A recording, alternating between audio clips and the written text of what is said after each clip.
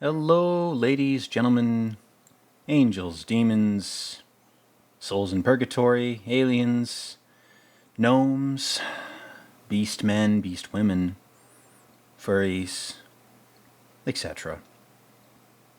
Sorry to lump you into the etc. category if I didn't mention you, but if I did, it would be the entire length of this commentary to mention all the wonderful little subcategories of freaks that you might belong to. This is your host, Madman, and this is my commentary on the movie Seven from 1995, or Se7N, if you want to pronounce it like a spurg. This is a fantastic movie. It's one of my favorites. It's part of the sort of 90s noir revival trend, which I guess began technically in the late 80s, probably earlier than that, but some of the best sort of noir revival movies came out around this time. We got to talk about Angel Heart too. That's an 80s movie, but I'm getting off track. I've been through some pretty somber shit in my life lately, some deaths and some sobering things happening, so I figured why not watch one of the darkest, most brutally cynical movies I've ever seen.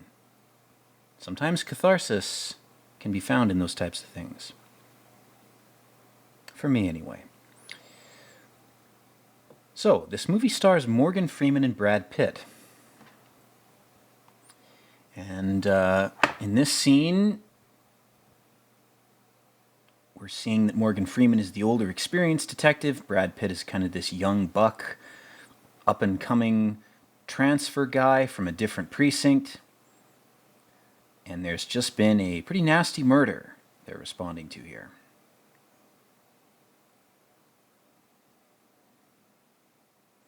And this guy's such a go-getter, he's like, oh, I don't care about socializing and building rapport and getting secret tips on how to survive in the precinct. I just want to be a good lapdog and get right to the precinct. And the guy goes, listen, white boy, you need to fucking come and have a drink with me so I can explain to you how fucked up this place is and why you probably don't want to be here.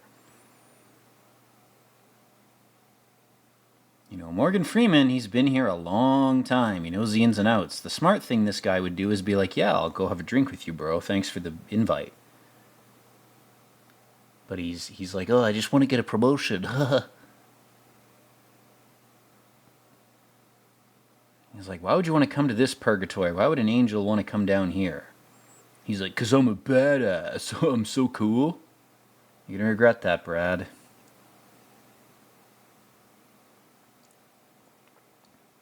It's like, damn straight I'm calling the shots. I'm one of the only detectives who's still here after how many fucking decades of slogging through shit.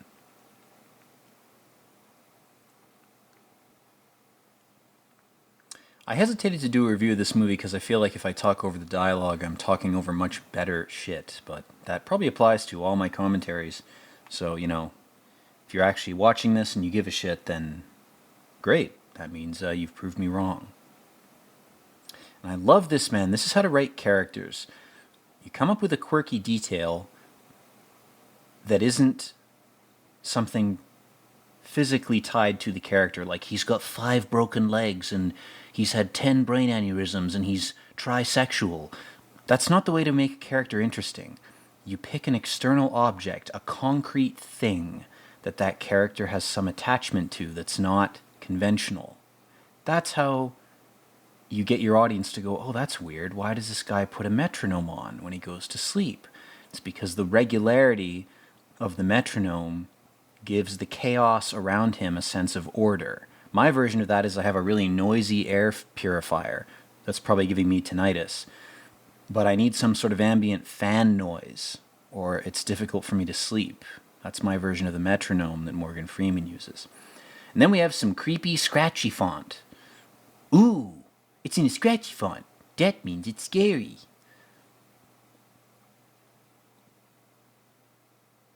It's like a serial killer's notebook writing. That's creepy. It would have been better if they'd just gone 7 and just started the movie, or just not had this sequence at all. But again, this movie was made in the mid-90s. It's very dated, it's very grunge aesthetic, very MTV, fucking whatever you want to call it. You know, you need this kind of overindulgent goth kind of intro because that's what your audience is trafficking in at this time. And as an intro, it's well done. I mean, the montage is cool. It's not bad, but the font is corny as fuck. To an audience from nearly 30 years later, guys, I'm gonna say it. This might seem corny to you.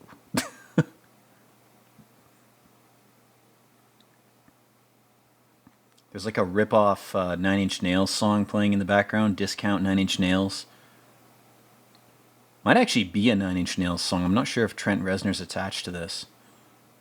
If his name's popped up, I fucking missed it.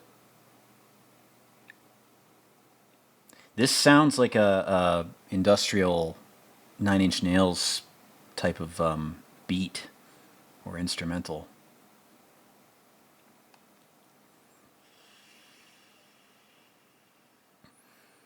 Written by Andrew Kevin Walker. I wonder what else he's done. I should look it up. Oh God, guys, she cut God out of the money. Directed by David Fincher. That's why this movie's good. It's good because Fincher. Fincher Chads unite, am I right?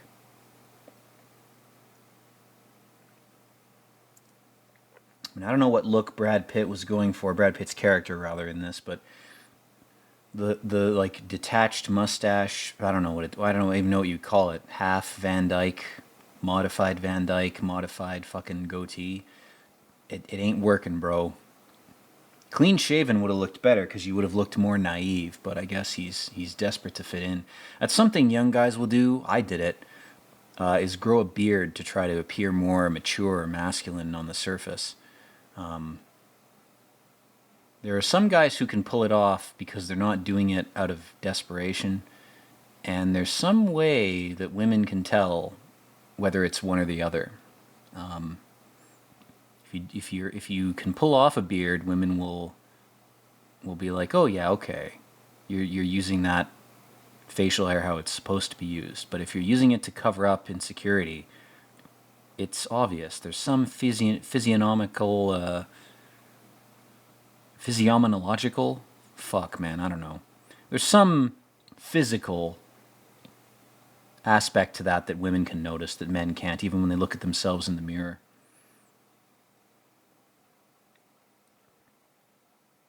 He's a good guy. Got him a coffee. Fucking fucker refuses it. He's probably had 10 coffees already this morning. He's like, I'm on my 5th shit, Brad Pitt. I've had enough coffee.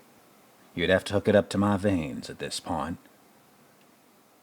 My colon can't take much more of this caffeine. My Morgan Freeman sucks, so I apologize in advance if I joke about his voice. I can't fucking do a good Morgan Freeman. If I was black, I probably could. I don't even think if I was black I could do that. Did that cop have a hairnet over his hat, or am I fucking hallucinating?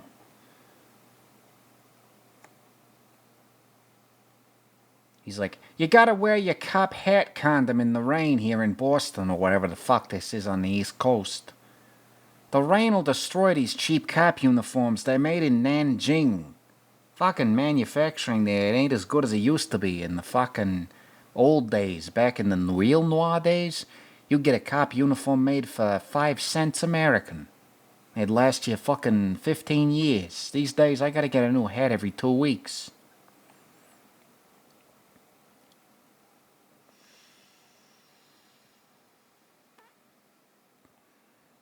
So this guy's apartment is very dark and dungy.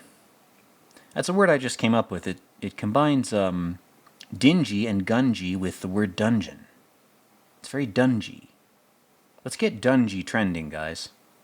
I like that word. And ooh, we have an epic Nico Avocado. Seems you failed to set up your webcam before this stream. You lost subscribers as a result of failing to reach your promised upload time, and you killed yourself with food. Much faster than you were planning to. Many such cases, you gotta keep your streaming timelines. You lose subscribers, you lose your lifeblood, you lose your sense of self. Your sense of self is built only by the people that worship you. That's all that matters. What a pathetic fucking existence, man. I define myself by how many people are paying attention to me. That is the saddest thing on earth.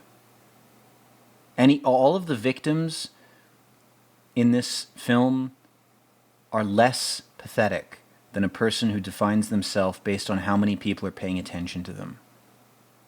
And it's never about the money. You can go make money doing anything. A person who makes their career based on how many people will pay attention to what I'm doing. That's the saddest thing in the world, man. Attention is the most hollow form of energy that you can draw sustenance from. It's better to drink blood or eat shit or, I don't know, do anything but attention grubbing. Attention grubbing is hell. It's like the express elevator to hell, to define your existence based on getting attention from people. Even if they're good people, respectful people, trying to grub for their attention will erode your soul pretty fucking fast, man. You gotta do some straight up demonic shit to lose your soul faster than an attention grubber will lose theirs. See, if this movie were made now, one of these victims would have been a streamer. What would the crime have been? Let's speculate while we go through this rigmarole scene here, which is just a bunch of details about the murder, you know, character development going on. It's well done, but I'm going to talk over it because I can. If this movie were remade in 2024, one of these murders at least would be like some OnlyFans chick. And there is a murder that's similar to that we'll see later on. If you've never watched this movie, I'm not going to spoil it. But, man, if this movie were made now, it would be like, who's that really popular OnlyFans streamer? The pink chick who always wears pink. I mean, they all wear pink. All these thoughts blur together in my mind. Bella Delphine. Bella Delphine would be one of the victims if this movie were remade. And how would she have been killed? That's a good question. She would have had one of those like big expensive Sony cameras, like the $50,000 ones, would have been shoved up her hoo-ha, and it would have split her in half. But the camera feed would have been running the whole time, and all the donations from the live feed, which would have kept going after she died, where would they have been put? They would have been funneled into a charity that itself would have been a clue for the detectives. Like, he funneled all the OnlyFans money from Belle Delphine's murder into this particular charity, which was actually also a farce. The charity was covering up a human trafficking operation, and the name of that operation is our next clue. Like that would have been. That's the way to remake this movie, guys. The 2024 movie, we'll call it 8, except the G in 8 will be an 8. So it'll be EI8HT. That'll be the next movie. It'll be 8 Deadly Sins. Or fuck it, make it 14. Do 7 Deadly Sins and 7 Deadly Virtues, the two extremes. But 14 makes for a shitty title, so we'll just call it 8. The 8th sin will be righteousness. It'll be something that the new serial killer in that new movie would have coined as his own version of condemning the divine for being overzealous in their actions. Dragging the divine down to a level where they can analyze themselves. Realize they're not as divine as they thought. That's my epic script for the movie 8. Coming in 2027. Like and subscribe for more.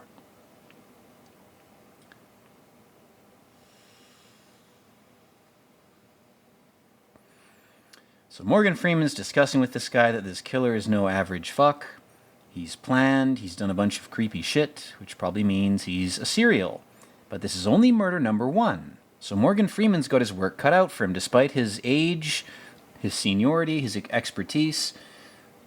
General Kilgore from Apocalypse Now, which is the same actor who's playing the chief, is like, you know... maybe that's not the same guy. I'm pretty sure it is, though. Basically, he's like, Morgan Freeman, you refuse to surf on my beach. I refuse to surf on your take on this killer.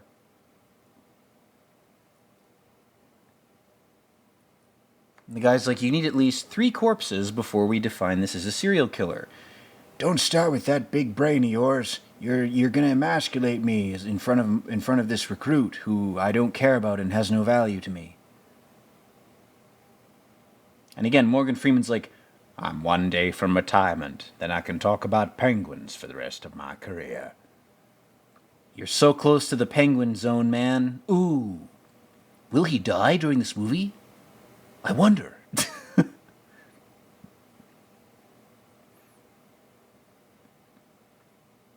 And again, the dynamic between the two...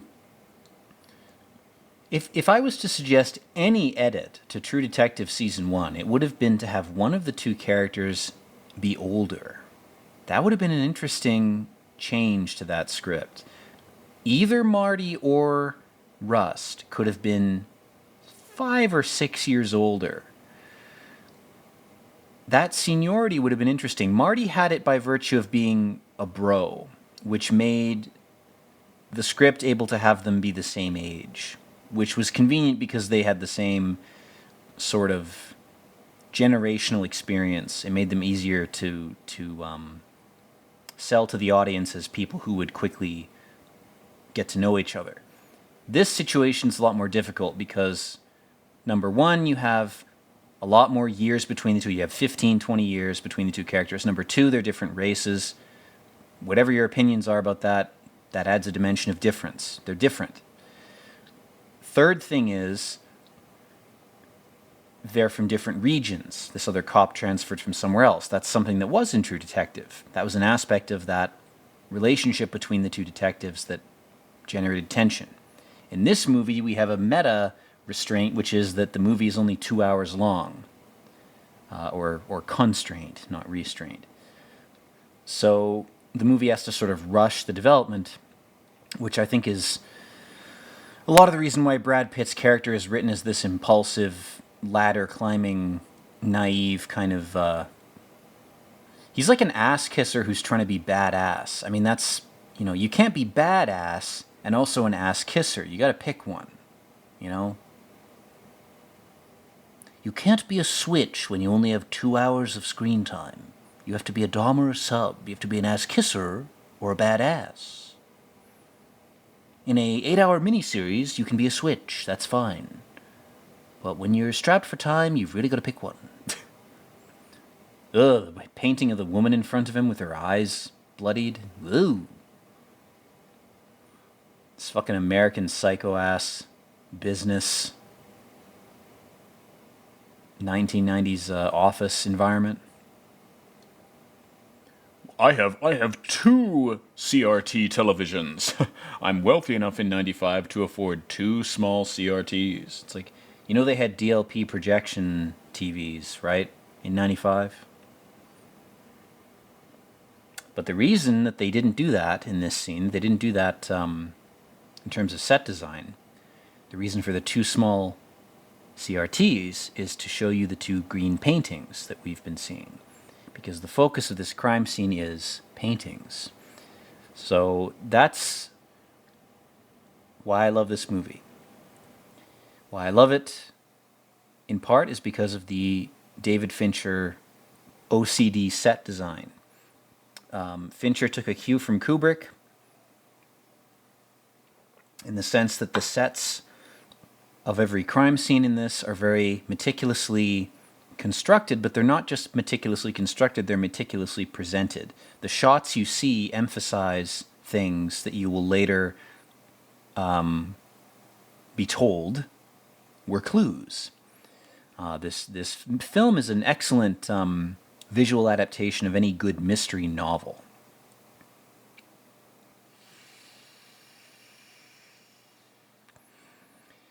And now Morgan Freeman's old boss is like, I may have jumped the gun. This guy might be the serial killer you thought he was. Oops. Somebody else had to die for me to confirm that, but whoops. That's the cost of bureaucracy. The alternative is you have secret police killing people in their sleep. Bureaucracy is always going to cost lives. Every human system is going to cost lives. Capitalism costs lives. Communism costs lives. Fascism, etc. They all demand a toll. Be paid for that version of order to persist. And most of the time, if you really crunch the numbers, the toll's about the same. It's really just a matter of which flavor you prefer. Which circle of hell do you feel most comfortable in? Which form of existence will motivate you to confront the worst parts of yourself and try to come to terms with them and then transcend them? That's the real question. And now they've pumped, let's rubber band back to the film. They've pumped the fat guy's stomach and they found something the killer left behind. Some little capsule of information. Ooh, what could it be? Force fed to him.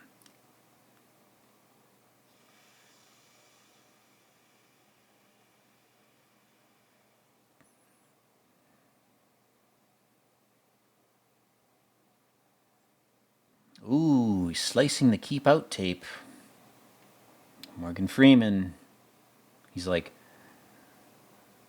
the urban white man's environment is one of low light, high humidity, and general disorder.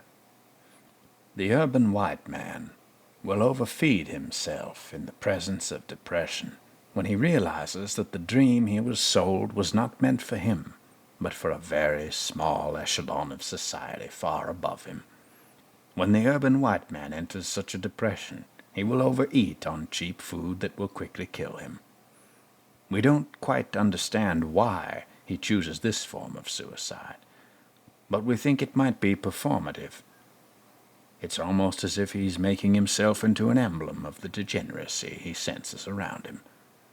In contrast to the decay that he is raised in, he will make himself an emblem of all the things that he had no power to rhetorically, politically, or financially criticize. Instead, he'll use his own body as a canvas to paint his discontent on. Anyway, enough of my shitty impression. He's realizing, oh, there's scrape marks from the fridge. Again, the detail this movie goes to, man, it is a straight-up Agatha Christie level detective narrative. Because little details like shavings from a floor are relevant. You know, it's very autismo, very OCD. That's the best people, in the past at least, who had those traits would become detectives. Nowadays, they're YouTubers or they're in padded rooms. Back in the day, if you had OCD, if you were a bit of an autismo or whatever, you'd end up as one of these guys. You'd end up as a detective. If you had a stomach for blood and gore, if you were sufficiently dissociated by some past trauma and could look at those things in a detached way and not internalize them immediately, if you could keep them external, if you can look at a gory crime scene and immediately suspend your impulse to internalize that visual, if you could keep that shit external, and at the same time, if you had a propensity for noticing detail, you'd become a cop. You'd become a detective. Become an investigator.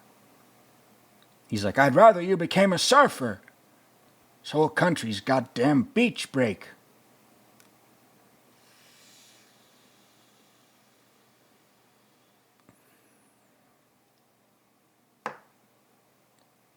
It'd be cool if this character, like, I'm in my headcanon, it's like Kilgore from Apocalypse Now actually became a detective. Like, after Vietnam, he came home, and he's like, well, I can't surf on enemy beaches anymore.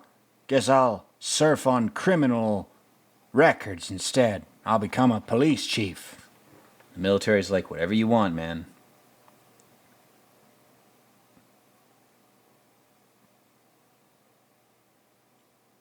He's in a cab. The cabbie's like, far away from here ain't no destination I know about.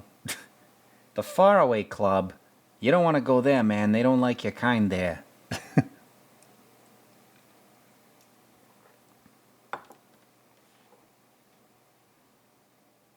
And those trench coats are so fucking classic, man.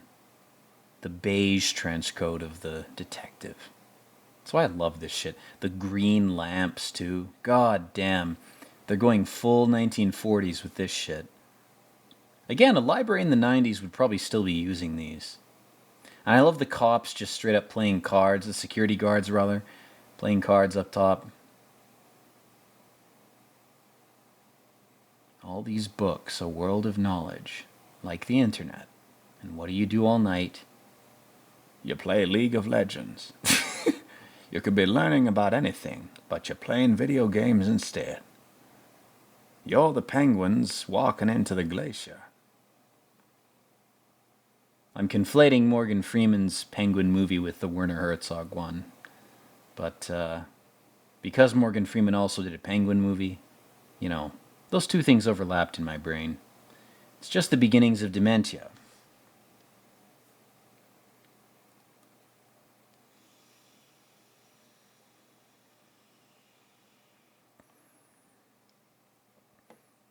Morgan Freeman, you know, he's been here long enough. He's like, oh, ooh, Chaucer's Canterbury Tales. For those of you who have not read the Canterbury Tales, if you can watch a YouTube summary of them, you'll be amazed how much they seem like 4chan posts. The Canterbury Tales are like green texts. They're so fucking insane and lewd and weird. It'll blow your mind. It'll open up a world of, oh, people have not changed, you know. Yes, you have to wade through some archaic language, but those tales are fucking funny. The Miller's Tale is fucking hilarious.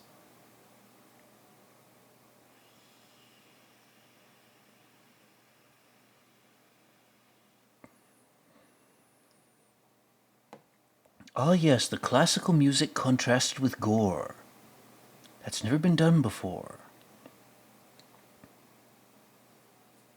It's almost like the classical music is a psychic defense against regressing into an animalistic, unconscious, NPC demonic way of being.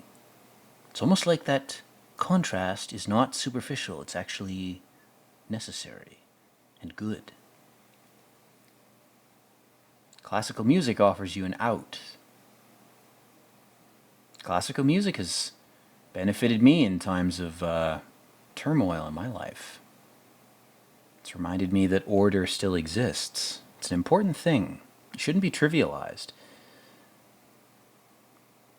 Clockwork Orange popularized that contrast of violence with classical music as a way of showing that that relationship could be subverted, that you could overuse that numbing effect that order has on chaos. If chaos is too numbed, it just goes into hiding.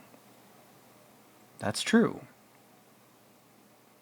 Again, I'm getting very esoteric and abstract, so I'm going to rubber band back to the movie here. Basically, Morgan Freeman's doing his research. He's a good man. Research is the true power. It's not guns or trench coats. It's knowing what the fuck you're looking at. It's not doing ayahuasca and, oh, I can see through my ninth eye. No, it's going, I did my research, so I know what this fucker's gonna do next. That's the true power. Calculated, disciplined, ordered absorption of information. That's power. And that's what all the noir genre films really advocate for. It's part of why I like them. The detectives in the best detective stories, whether they're written on paper or portrayed in film, they do their research carefully. and they know what books to avoid and what books to gravitate to. They're focused, they're disciplined, they're good characters. And you know, Brad Pitt, he's struggling. He's a young guy, he's full of emotion. He's not disciplined.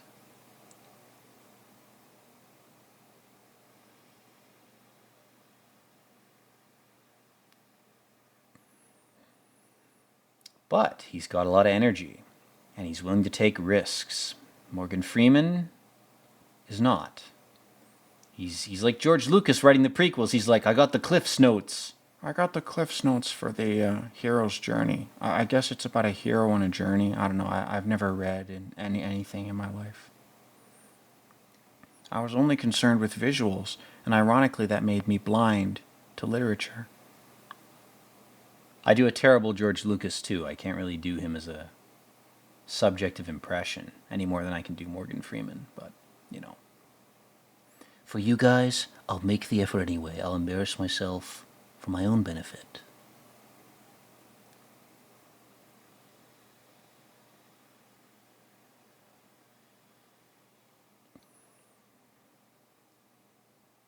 He hides the Cliff's Notes. He's embarrassed.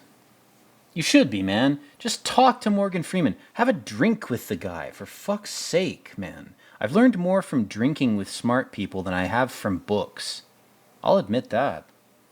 It's a hell of a lot more useful, and it's more fun. Talk to smart people that you find in the periphery of your life, and you'll learn a hell of a lot more than you will from burying your head in a book. Not in every case, but if you're this guy, if you're Brad Pitt, if you're a young, impulsive, energetic guy, drink with your superiors and just let them talk to you. When you're older, you can read books. When you're this guy's age, you should be drinking with older people and listening to what they have to say. It's useful.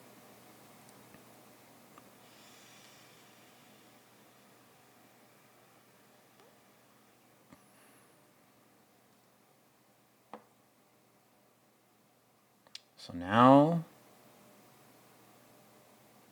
we have Brad Pitt's wife. And she's like, a lot like Marty's wife, I want to get to know the person who's watching my partner's back in this shithole. Are you experienced? Have you reincarnated here enough times that you know what the deal is? Because the guy I'm with, I'm protecting him, I have sympathy for him. He's a loose cannon, young idiot. And I need to know that he has an advisory figure in his life that's going to watch his back. It's a very feminine thing to do. And I'm not making a value judgment. I'm just saying that's what a good partner will do.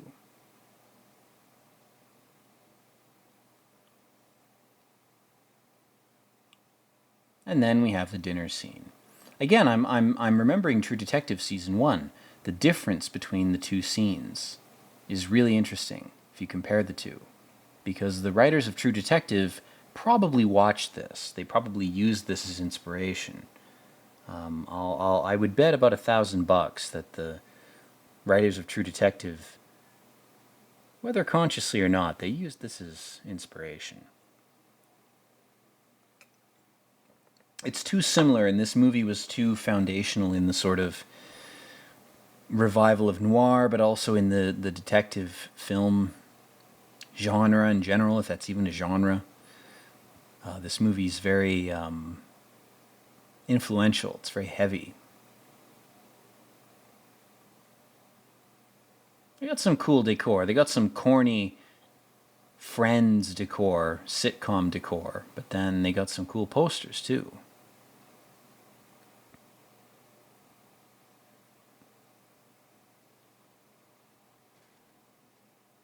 High school sweethearts, god damn it. Ugh.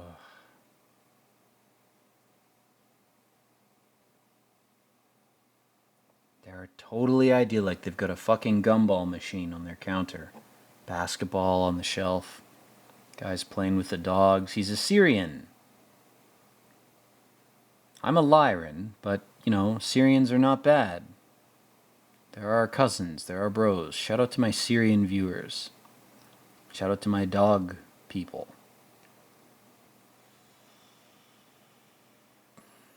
Just because I'm a cat guy doesn't mean I don't like dog people. We can get along. In fact, we have to. If we don't, we'll both be killed. We'll both be exterminated, rather. We'll both become extinct. It's the plan. I also like lizards, too. I think we can coexist. I'm a, you know, call me a crazy utopian for that, but I think reptilians, Lyrans, and Syrians can coexist. I think we all have a place. We all have a role to play. There's a lot of roles. Most of them are unplayed. Most of them are open cast, you know. There's a lot of casting calls going on and not a lot of people stepping up. I can't step up for all three of us, you know. Anyway, deviating from conspiracy schizo shit, back to the film. Morgan Freeman is telling him, look, if you choose to stay here, you're going to deal with some real shit. And then he realizes, oh, these people live like under a train. They're trying to deal with it. I've lived next to a train like these people have. Not to the point where my apartment was dramatically shaking, but I was close enough where the train sound was literally like right next to my window. So, guys, this movie speaks to me. I have personal experience with this. Oh, please like and subscribe. My personal experience validates my opinions. Oh, please. But for real, you know, I get it. And Morgan Freeman's good about it. You know what? He's like, okay, if you guys are willing to live under a fucking train, maybe you'll do okay here, you know? Maybe you two Pleiadians will be able to survive. Maybe you'll be alright.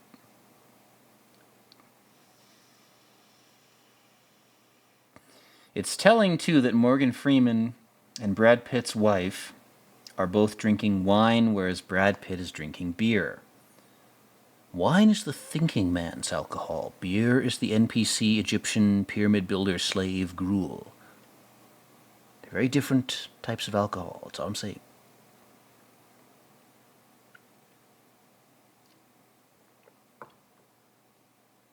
Not to disparage beer. There's a lot of good beers out there, but, you know.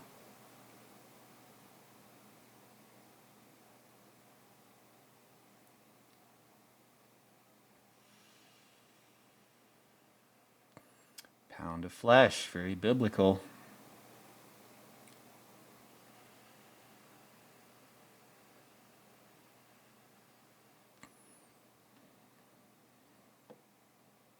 Merchant of Venice is so fucking good, man. I'd love to commentate upon Shakespeare adaptations, but I wouldn't want to say anything. I can't outdo Shakespeare, guys. I'll say that. I'll admit that. If I try to comment on that, it would be mostly silence. It would be like, shut up, listen to the dialogue. I'd be like your fucking grandma, like, shh. I'd be shushing you through the whole commentary. Maybe people would like that. Maybe it'd be like a kind of ASMR, like the shush track for Hamlet by Kenneth Branagh, read by Madman. It's just me shushing you to keep you paying attention to the dialogue and condemning your lack of understanding of it. Like and subscribe for more of that content.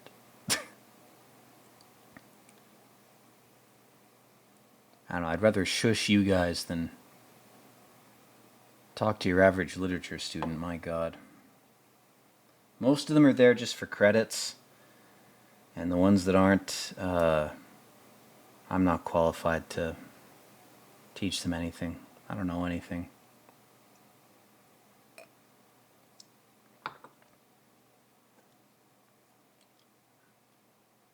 He's like, yeah, I totally read the whole thing. I didn't just read the Cliff's Notes. I'm totally not just a frat boy, LARPing as an actual detective.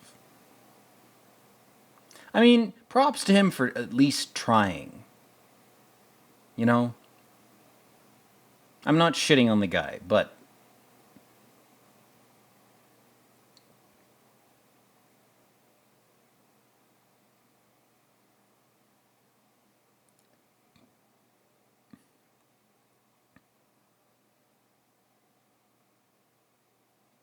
So our killer is so convinced that he's an instrument of God or whatever, that he's like, I will mete out punishments to people.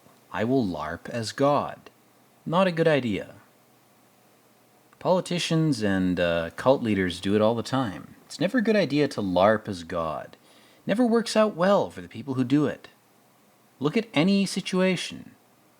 Literally anybody who's done that, it's been a bad idea. It's like, well, I'll actually carry out the judgment. It's like, that's not your place. You're not a judge. Even judges in courts aren't fucking celestial, religious, divine judges. They're human judges. Their instruments and their materials are human. This motherfucker, this serial killer they're trying to catch, he thinks he's above the law, literally. He's like, well, I will mete out judgment with my own hands. Ooh, bit of an L. And Morgan Freeman, he's caught on to the bloody eye photo from the business crime scene.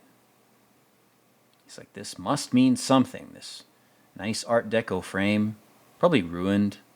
That Art Deco frame, it's probably in some evidence locker. It could have been used to frame some nice photo. Now it's lost forever. What a waste.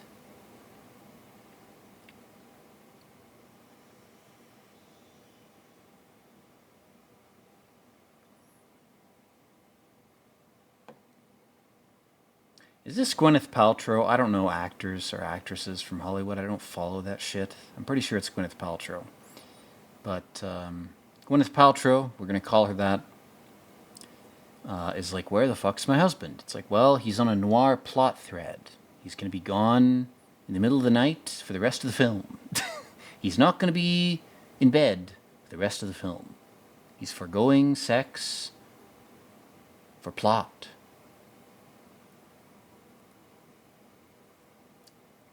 God, they put post-it notes on the photos? God damn. My leopard print shirt can't handle this. Even the leopards who died for this. It's not enough. My shitty paintings can't handle it either.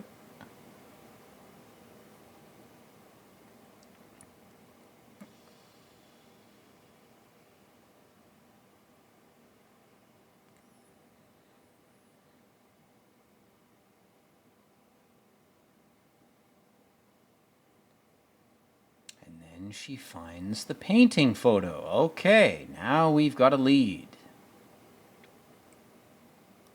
This painting is upside down. Because they did good detective work. Consulted the wife. There we go.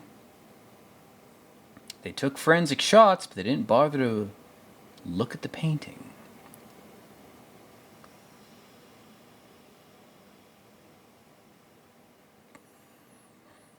First glance, oh, there's nothing. Oh, it's just a painting hung the wrong way.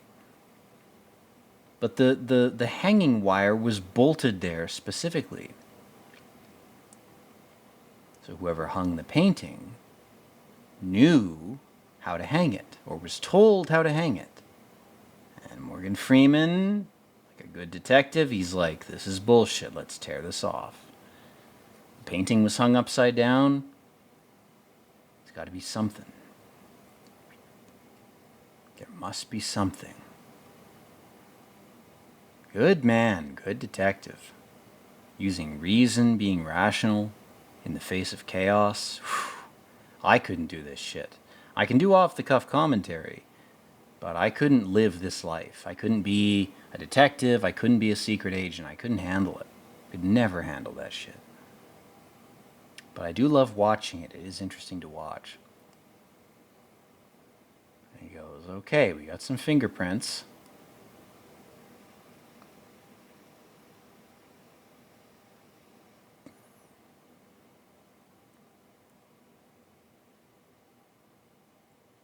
It's not just fingerprints, though. It's something else.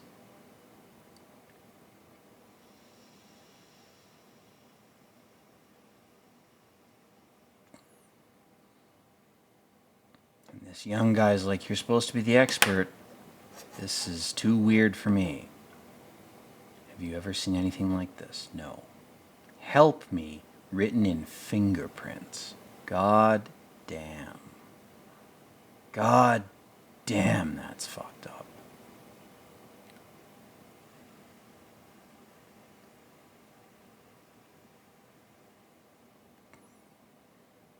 Man, True Detective Season 1 took so much from this, man. It's like ruining True Detective for me to watch this again. I've seen this a bunch of times, but to watch it after reviewing True Detective Season 1, man. Speaking of which, I don't know if I'll finish my review of Season 2. Season 2 is very good, but going back to the progenitors of the genre like this is better. I'll probably do Angel Heart before I do Season 2.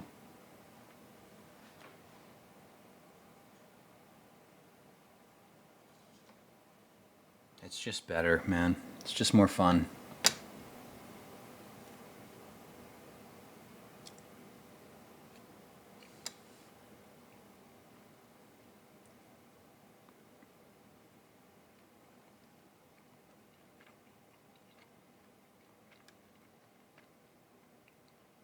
Putting everything into neat piles and filling it. He's getting a bit cynical about order. Picking up diamonds on a desert island. That's a great metaphor. Holy shit. And Brad Pitt's like, I'm too young for these metaphors. Fuck you.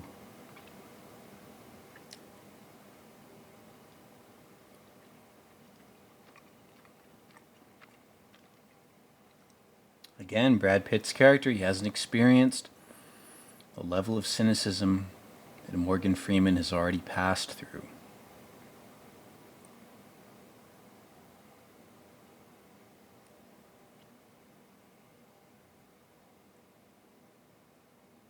This movie's kind of depressing, guys. I'm sorry to expose you to it, but it's very good. Ooh, Kilgore shows up. We got some beach break, you can surf.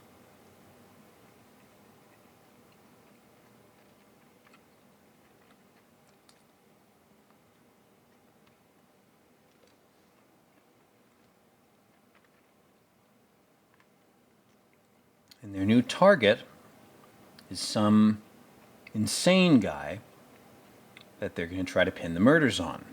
Because he fits the profile. He's some crazy guy. He must have killed everyone. Let's bring a SWAT team of 500 people.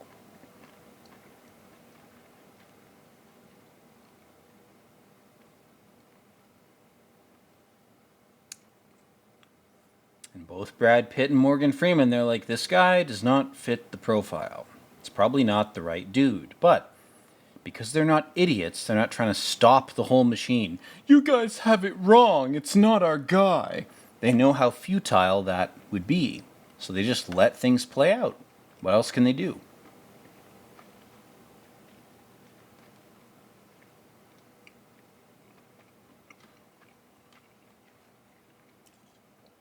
If they opposed that judgment, they wouldn't be able to ride along and get information. So they don't. Very clever.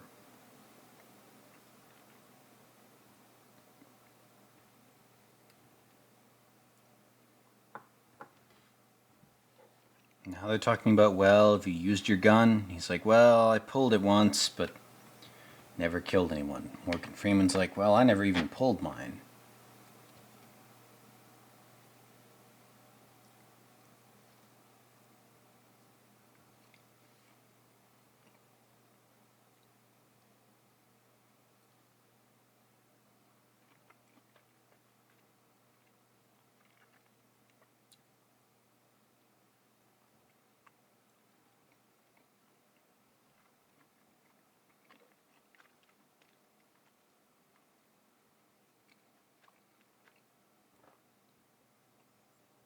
So the guy saw somebody die. Can't even remember his name.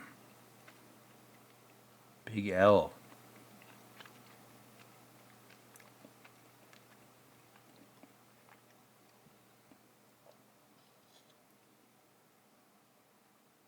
And here we are at the epic crime scene during the rain. Ooh, it's always raining in this movie. Very atmospheric.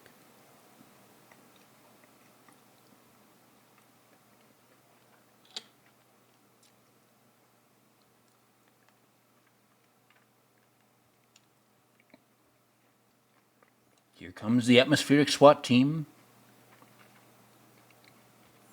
We're here to make sure the noir atmosphere is maintained. Everybody, make sure the hoses are constantly pouring rain outside the scene. If they're not, shoot anyone who prevents them from doing that. Atmosphere must be maintained at all costs.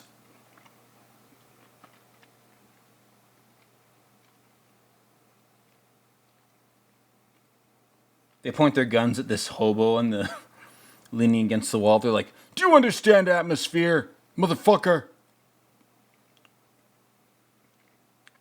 Don't you prevent us from making it rain.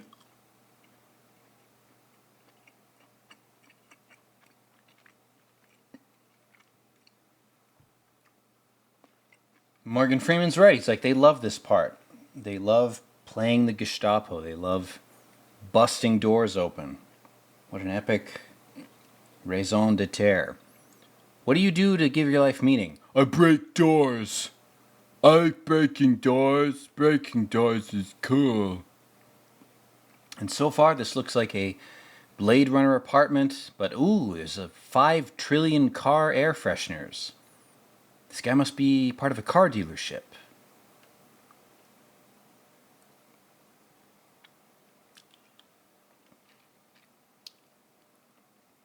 And they found somebody lying in bed. He's a gooner. He's been gooning too much.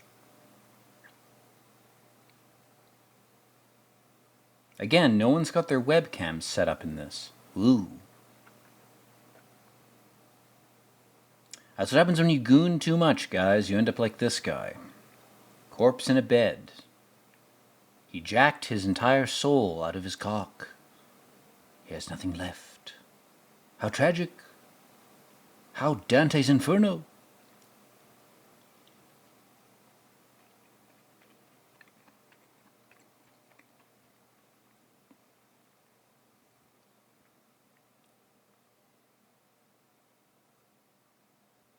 It's like House of Wax, a shitty horror movie.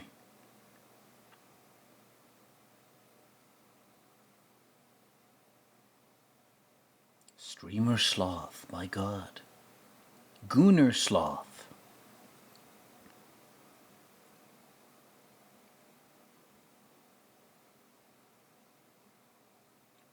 He's got fucking bed sores all over him. Ooh.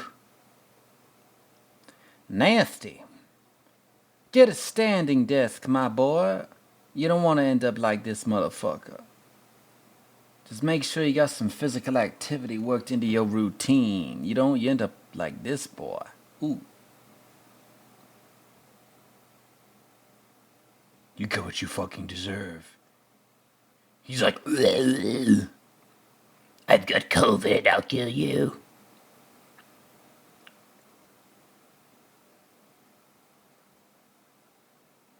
He's a vampire. He hasn't had adrenochrome in over 3 months. My god. Get Kevin Spacey in here, quick. He's got the adrenochrome connection. Get this man some Haitian child blood immediately. He's been gooning too much.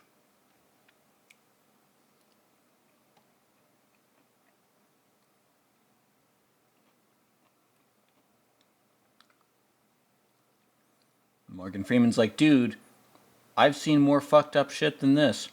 They need to make a prequel to this where we see Morgan Freeman's police history and all the shit he's seen that's worse than this.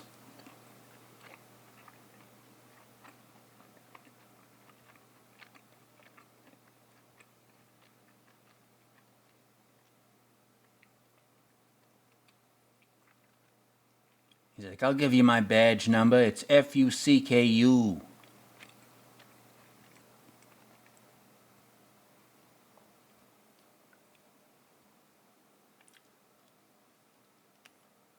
It's impressive to see a man feeding off his own emotions. That is a hell of a line, man. That's like something the killer would say. Very creepy shit. You can feed off your own emotions for a while, but when the well runs dry, what do you do then? What do you feed off then?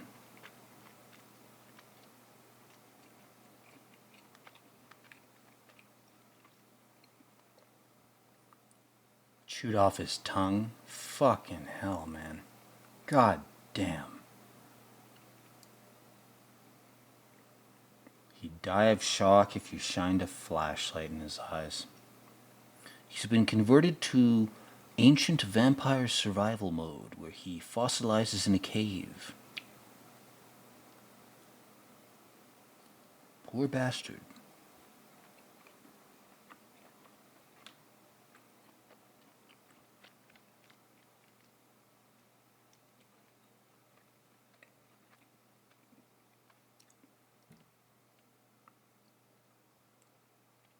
Now, Brad Pitt's wife is calling his black friend. Ooh. Does she crave the BBC? No, she doesn't. That's a bunch of bullshit.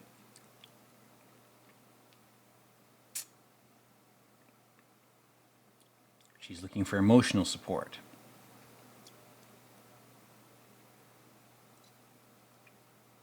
She's like, my husband's going through all sorts of fucked up shit. And again, like True Detective, we have this love triangle kind of forming, but it's not physical. It's not about sex. It's about psychological fulfillment, which is what real love is. Psychological fulfillment.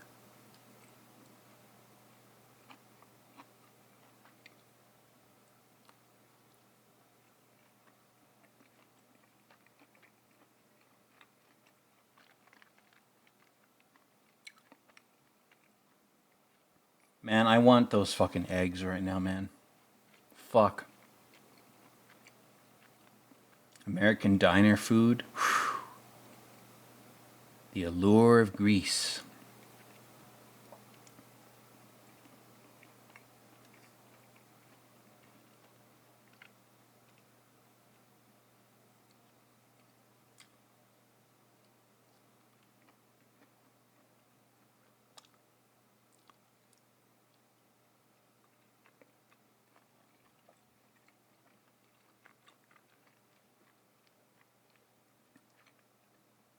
This poor woman's like, I'm not used to being in hell. This is a bit of a shock for me. But I'll get used to it, I promise.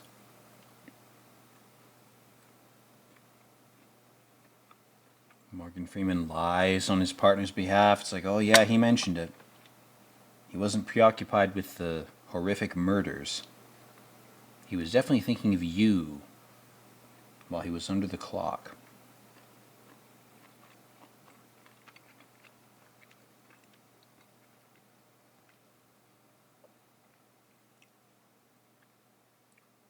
Stop bullshitting me, white girl. Yeah, as if that wasn't obvious. He's like, you probably don't want to have the baby here. Maybe move to Montana, Illinois, Ohio, Milwaukee, basically anywhere but here. Why would you subject a child to this?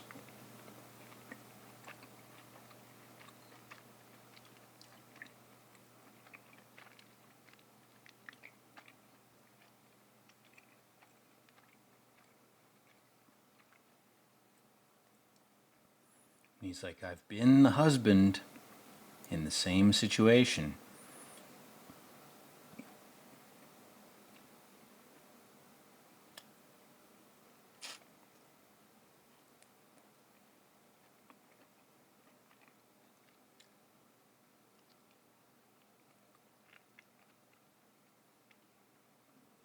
Welcome to my world, man. How can I bring a child into a world like this?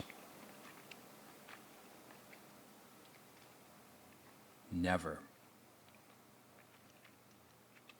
Rather my genome died out than validate a reality like this. I will not be a breeder of sinners, and I will not be a breeder of non-sinners in a sinful world.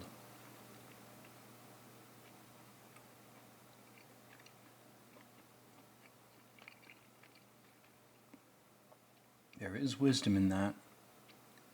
Most people misinterpret it, they don't accept it, they dismiss it as nihilistic or hyperbolic or emotional cope. It's all sorts of ways to dismiss it. But he's warning her as a friend. He's like, abort this thing or get out of here. Because this is not the place or the time. Hell of a thing to tell a pregnant woman. He's not saying don't have it. He's saying don't have it here. Don't have it now. God damn, man. Imagine the balls to write this conversation in 2024. You'd be cancelled immediately. Reddit white knight incels who never fucked anything other than their own hand would come to the defense of a fictional character for political shit points.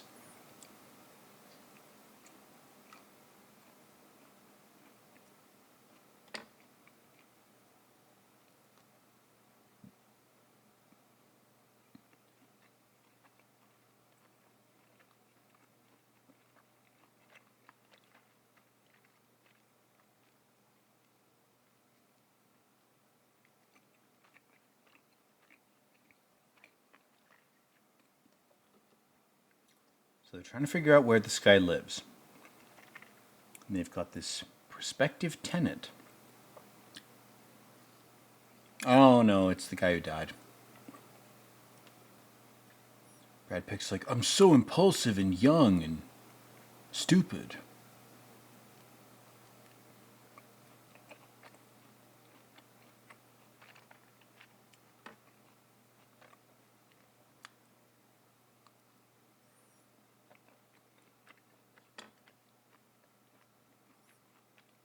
And they're talking about the character of the killer. Most serial killers are incredibly stupid in real life. In the lore of Hollywood, they're all geniuses. It's something this movie kind of leans on. But if the killer was an idiot, the movie wouldn't be as interesting. And the killer would have too much sympathy. So the killer has to be a genius, which is very rare. Most serial killers are incredibly stupid. And they survive because their victims are even dumber.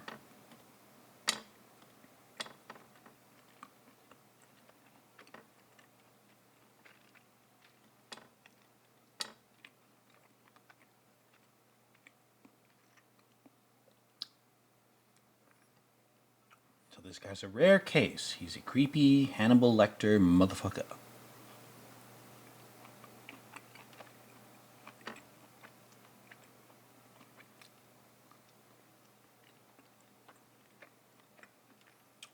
Brad Pitt, he mentions the library. Morgan Freeman goes, holy shit. That's where we could get a clue.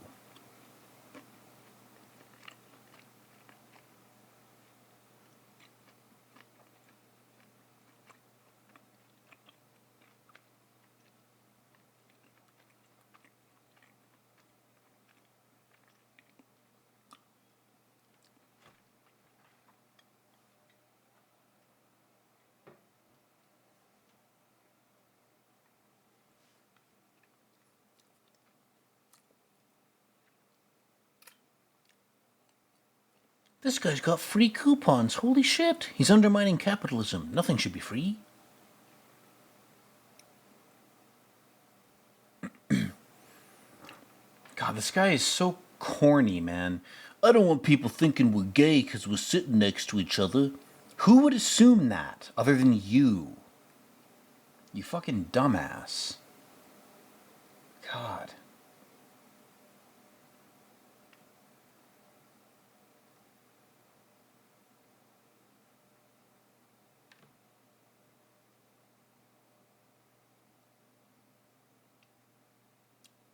It's a big risk, me being here.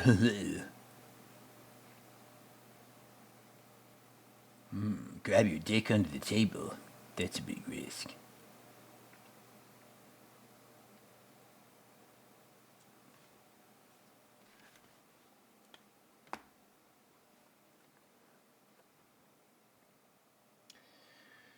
I mean, I get that Brad Pitt's naivety in this is part of what drives the plot, but it always bothers me. It's like, how did this guy get to the fucking point in his career where he could even demand a transfer like this? I mean, I don't know.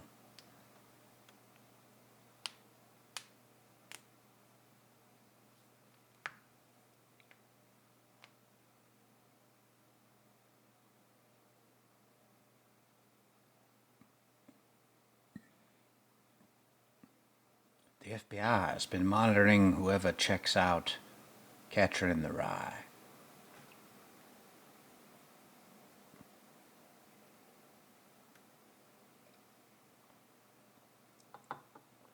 Morgan Freeman's not wrong. I mean, you'd be incredibly stupid as an intelligence agency if you didn't monitor who checked out those books. That would be incredibly stupid if you just ignored that pattern.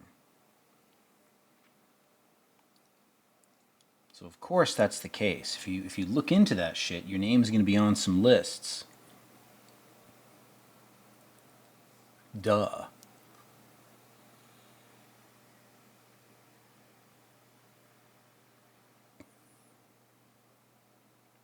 So they're triangulating this guy based on his literary interests. For 95, this is pretty advanced, man. I mean, like nowadays, this is common practice. You almost have to assume this is being done on you, even, no matter what you've looked up. It doesn't matter the content. What matters is the process. This is common practice. It's been common practice since probably before 95. So what makes this movie so great is it uses plausible things that endure the test of time, like this method of intelligence gathering. Like it's a very, it's been commonplace. It's not that it's commonplace now, but it wasn't then. No, it was commonplace before this film was made, or else this movie wouldn't have been able to talk about it. It was already an idea, and therefore it was already in motion. Most ideas, you only become aware of their existence after their utilization as intelligence gathering mechanisms or weapons, whatever you want to call them. If you become aware of an idea, it's always after the fact. The idea did not come to you alone, uniquely. The idea was already floating around. You just tapped into it. Inspiration is not the channeling of new ideas through some holy brain that you have. It's your awareness of pieces of behavior and information that you've absorbed, and then you come to a conclusion. You come to the conclusion that, X, Y, or Z is an idea that's been floating around. Oh, the shaky cam. Are we watching Cloverfield? Oh, shit. Don't lose him, Brad.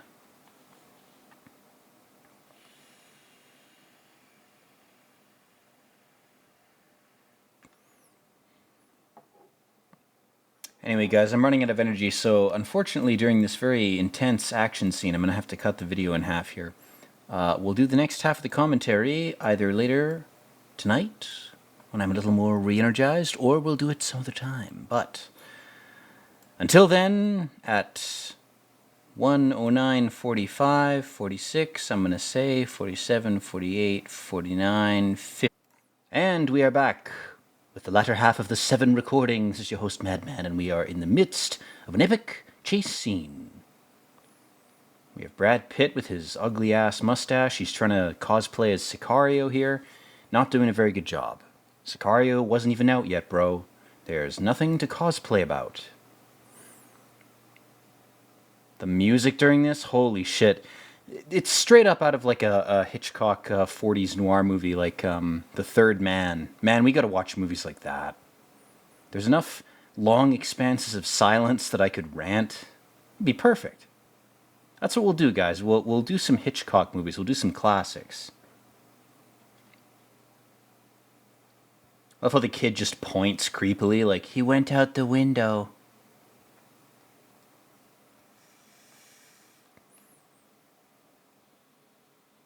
Ooh! He's shooting back! The man in the black trench coat with the black hat. The hat man that you've seen when you took too much ketamine that one night. People fucking throwing bricks at the guy.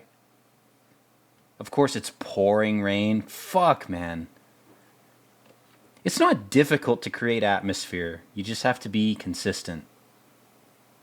And talented, and have a talented team, and have money, and have time. And have a lot of luck. That's all it takes, guys. Then you can make a masterpiece. Anyone can do it. Anybody can do it. You know what? Anyone can carve David out of marble. Anyone can paint the Mona Lisa. Anybody could do it. You can be an astronaut. This shit would not be novel, interesting, or impressive if anybody could do it. I don't know, maybe AI will flip that narrative on its head. Maybe if everybody has access to the same pool of artistic knowledge that artists have, and they can just type into, OpenAI or OpenGL or any of the 24 AIs that are currently floating around, if they can just type a prompt in and get a masterpiece, maybe we'll finally be privy to people who had good ideas but didn't have the time to develop the skills to present them.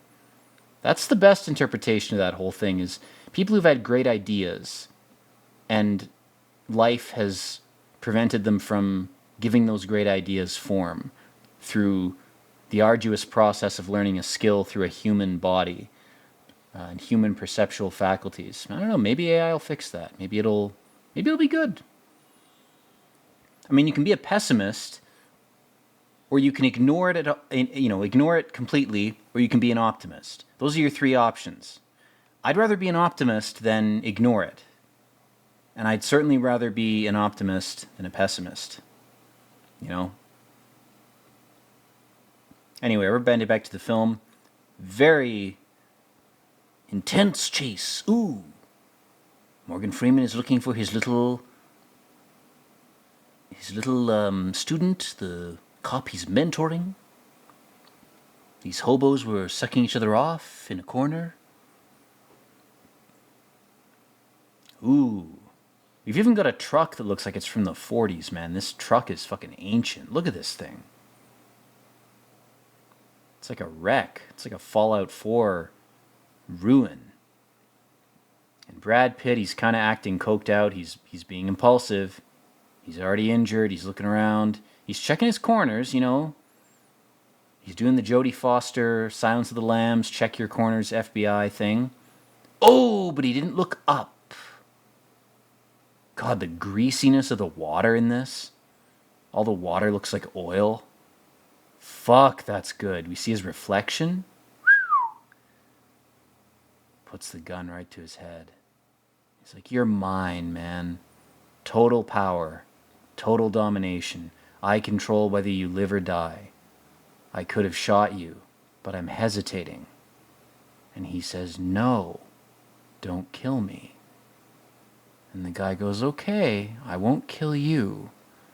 I'll do something worse. He should have screamed, do it, faggot. That's what he should have said. He should have talked about the guy's cigarette and bundle of sticks he was holding. That's what I was referring to. The killer in this scene was actually smoking a cigarette and holding a bundle of sticks. That's what I'm referring to when I use that term. That's what Brad Pitt should have said, though. Then he just would have been killed. Then it would have just been Morgan Freeman on a vengeance quest. That would have changed the whole movie. There's a Berenstain Bears alternate timeline where that happened, where the David Fincher was like, I think Brad Pitt should say, do it, and then he should be shot. And Morgan Freeman is trying to avenge his surrogate son for the rest of the film. He could have teamed up with Brad Pitt's wife. Fuck, man, that would have been a whole other movie. And basically, Brad Pitt's like, I just almost got killed. I'm fucking freaked out and traumatized. I want to bust into this guy's apartment. He goes, listen, motherfucker, if we don't get a warrant, anything we find in here won't be admissible and the guy will walk. And the guy just goes, and he goes, we need a reason. He's like, think for 2 seconds, you fucking idiot. This is like the two sides of the brain personified. Morgan Freeman is the logical side. Brad Pitt is the emotional side. Every person has had these types of exchanges in their mind, whether they're done through a verbal internal monologue or through some other type of thing. That's why these types of scenes are interesting and relatable to a wide audience, because they're symbolic. Just read Carl Jung. He was the last good humanities, literature-focused philosopher. And everything after him has been cope, because corporatized industrial academia realized that they had to keep generating new things, even if those new things were nonsense. And Carl Jung got too many things to correct too quickly. And he created an evolutionary dead end in the humanities, where then everything after him is just, well, maybe we can criticize him this way. It's like if someone figured out 2 + 2 is 4, and then everyone was like, well, that's boring, because now we know the answer. What if it was 5? And then they spent fucking 60 years coming up with epic, cool, edgy, trendy, punk alternative takes on Carl Jung. Carl Jung basically solved human psychology. I'll say it. I think he did it. And everything after him has been an attempt to bury him, contradict him, or mutate or criticize his work in a way that obfuscates what he got right. It takes every alternate interpretation and elevates it while obscuring the actual things that Jung figured out. And movies like this prove him right, because if you focus on objects, concrete objects, and symbolic interpretations, and human narratives that are cross-cultural, you can interpret any piece of art and understand what it's trying to say. You know? You can actually get art if you just take a Jungian approach to interpreting anything. You don't have to be a scholar. You don't have to spend 10 years getting worthless degrees. Just read a little bit of Carl Jung, and everything that you watch or read will be infinitely more interesting and valuable to you. You could rewatch old shit and you'll see new things. It's beautiful. It's almost like Jung cracked the human mind. He cracked the code. If I could talk with one dead person, I think I would talk with Carl Jung. I think he would be the one. He'd be a hell of a pod. If I could start the Madman podcast, guys, I've got a seance table going. I've got all of Carl Jung's books. We're going to summon him up and have a conversation. We're going to have a podcast, Madcast number 1. Carl Jung is our guest today. What do you think of modern society? And then it's just a prolonged scream for 30 seconds. It's just Carl Jung screaming when I ask him what he thinks of 2024. It's just a scream. Ooh, boy. Anyway, let's band back to the movie here. So you've got this creepy goth apartment that this serial killer has set up. He's got all sorts of religious idols. He's got books falling off the walls. He's got very low light because he's some kind of creepy vampire. And he's got all sorts of schizo shit piled up everywhere.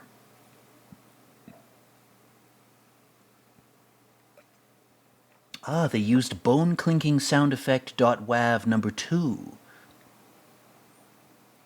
They didn't go to the most common bone clinking sound. They picked a different one. They scrolled down in the folder of sound effects. They spent an extra 1.5 seconds, and they got a much better effect out of it. Or they applied some distortion to the original bone sound effect. I appreciate that. This guy's writing 2 lines of text per notebook line. He's compressing his language to save notebook space.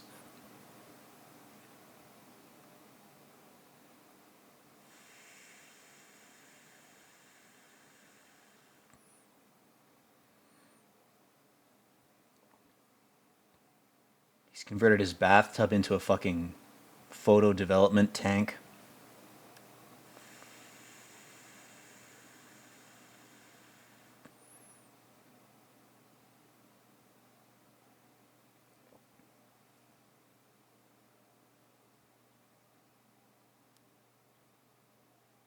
Photos of them. Can you fucking imagine the frustration of that? God damn it, man. God, I love how high the contrast is in this. Everything looks either black or white or greasy. Fucking hell.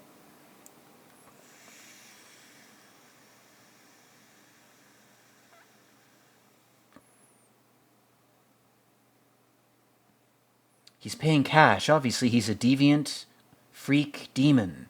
Only deviant freak demon dissenters pay with cash. Of course, this guy would, because he's trying to hide his trail, but I sympathize with the people who are like, just because I pay in cash doesn't mean I'm a serial killer from the movie Seven. It's...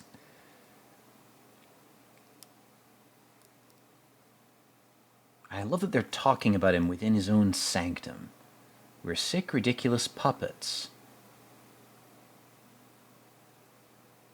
So basically this guy misinterpreted Nietzsche and took the nihilism pill to justify his emotional, sadistic, murderous impulses. He's like, I'll cloak it in nihilism. That's how I'll justify it to my intellect.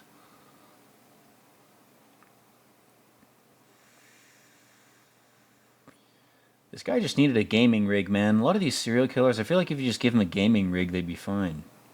Let him blow people's heads to pulp in video games. They wouldn't need to do it in real life.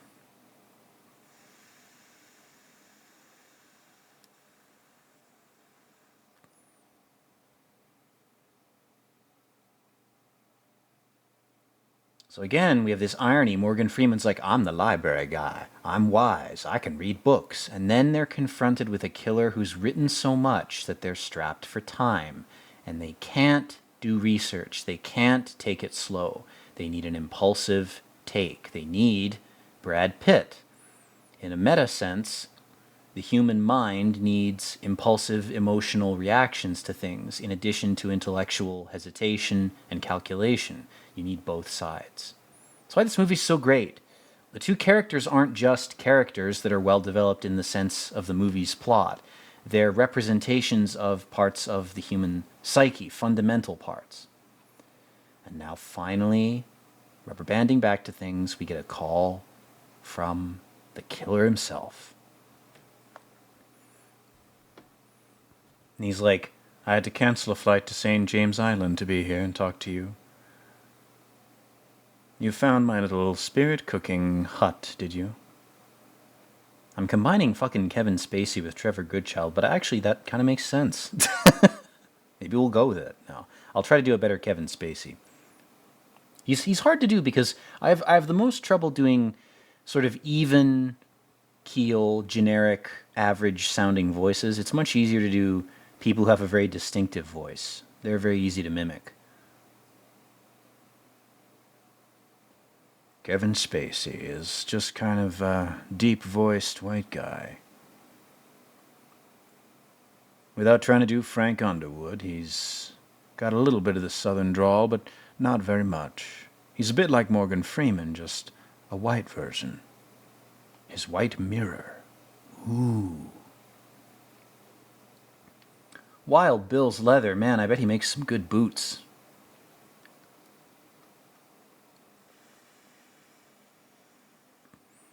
His name is literally John Doe. I mean, he was kind of giving it to them with that.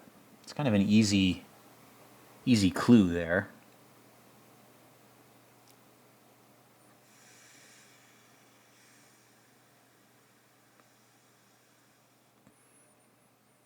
So this guy drinks piss. They're like, Morgan Freeman's like, we haven't degenerated to that point in America. Give it another 30 years.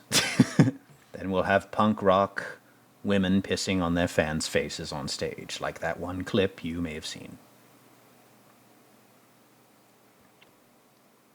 Straight up got women's legs in the corner there.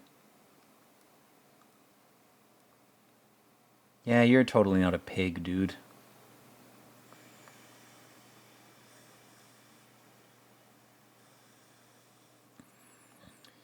So they're called away because there's been another murder. This is the murder that, if this movie were made today, in 2024, this would be the Belle Delphine OnlyFans murder. But because it's the mid-90s, it's in a dingy club, which is essentially what OnlyFans is. It's this, just digitized.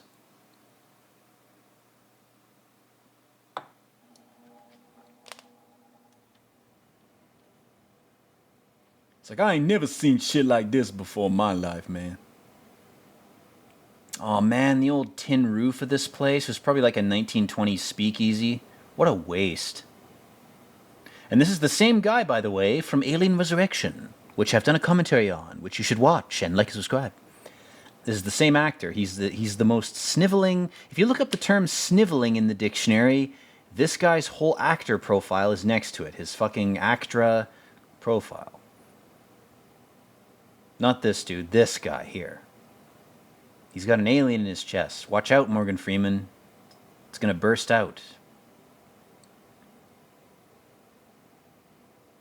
And so Brad Pitt is interviewing the owner, Morgan Freeman the victim. Good choice of pairings there. Brad Pitt interviewing the victim would be a bad idea because he's inexperienced. The owner is probably going to need to be pushed a bit. The victim needs to be exposed to a very calculative, calm detector intellect.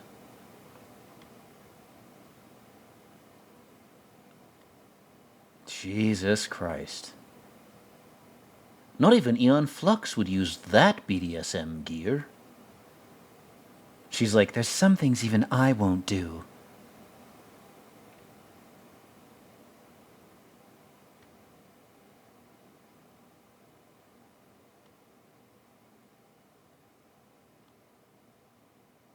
And this guy's like, this dude pointed a gun at me and said he'd kill me unless I did what he told me to do.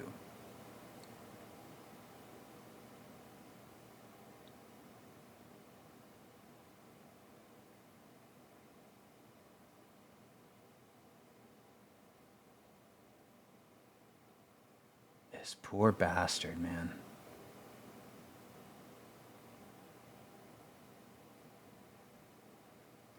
He raped you with a gun in your mouth and told you to do the same thing.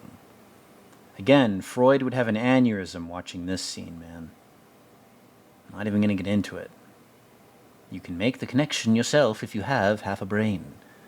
And speaking of half a brain, again, we have the two hemispheres of the brain here. We have Morgan Freeman and Brad Pitt, and they are both fucking exhausted by this case. And finally, he goes and has a drink with the guy after fucking an hour and a half of movie time. He finally talks to the motherfucker.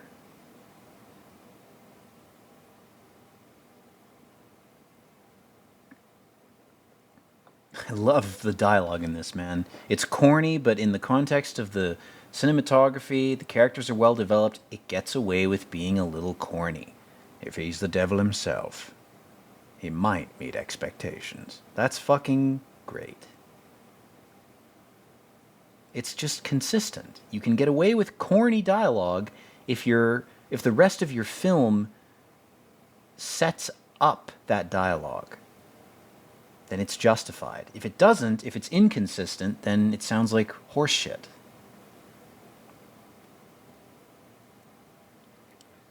And so Morgan Freeman's divorced, and he's like, why did your wife leave you? Or why did you retire? He's asking him something personal. I thought he was divorced, but I think I've gotten that wrong here.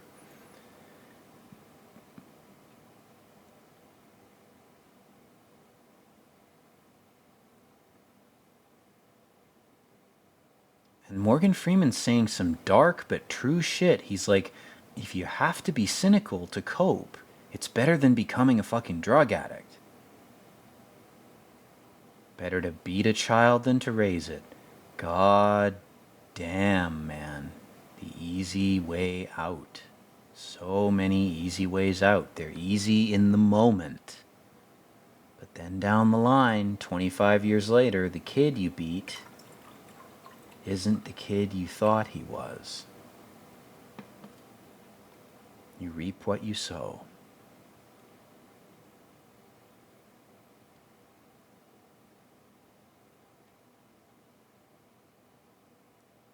And And Brad Pitt, the younger, more energetic, idealistic guy, he's saying, you're not really a cynic.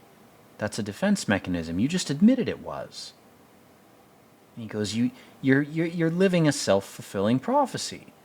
Because Brad Pitt's flaw is he cares too much about people. That's the flaw of all young people. You're too empathetic, too sympathetic.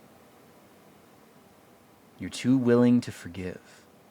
And older people, they aren't willing to do that.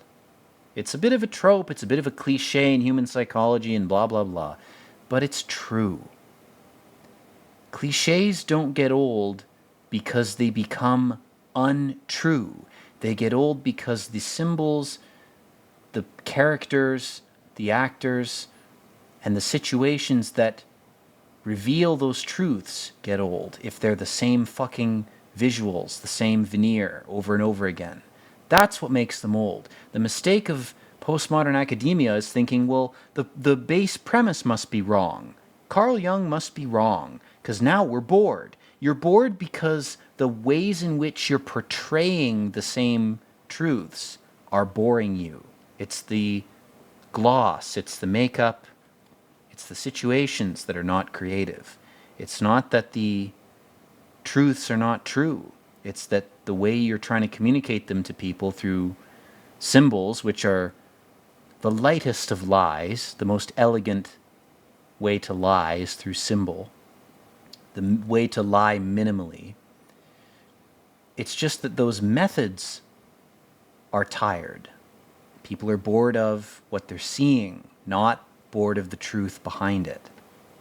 I feel like that's the big mistake the West has made in terms of literature, humanities, and philosophy at large, is if you want to pull people out of Plato's cave, you can't keep throwing the same rope down there, because eventually they're going to be suspicious of the rope, because no one who climbs up it comes back. Or they're going to say, oh, it's the same rope again, I'm bored of seeing it. You got to throw a metal ladder down there. You got to dynamite the cave. You got to do different things to reveal the same truths. And at best, as a society that's an expert in crafting illusions, the West does that successfully. It successfully offers people enough alternate ways to see the truth that they do see it.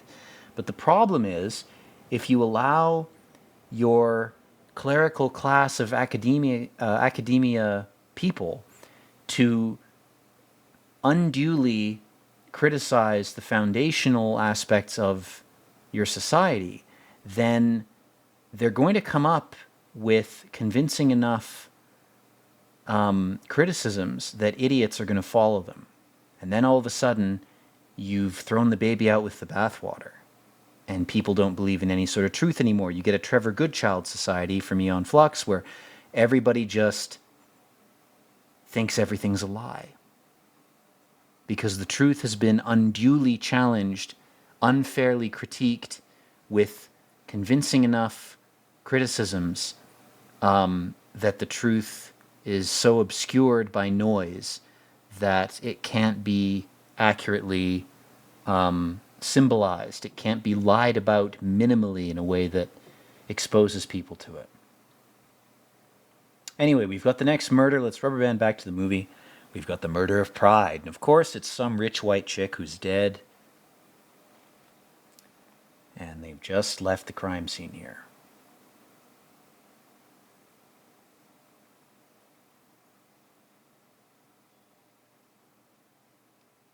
And now things are about to take quite the turn.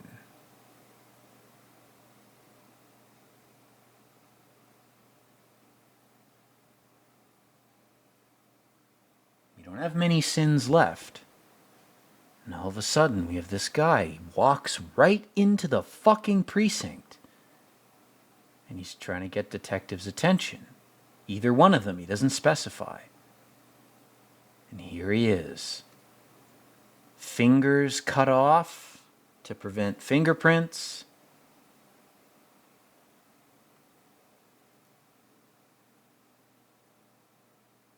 He says, I know you.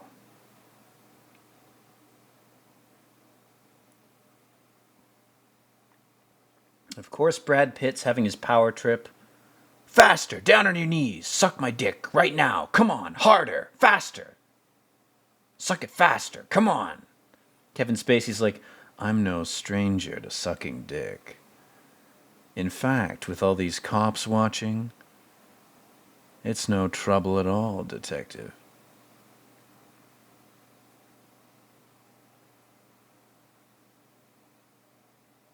This guy's like a fucking Russian spy. They're like, he's got bank accounts, he's got all sorts of crazy shit. They even tried tracing his furniture. It's like, he's into mid-century modern, but he doesn't have any complete collections. He's basically cobbled together his tastes from a variety of antiques markets and thrift stores. And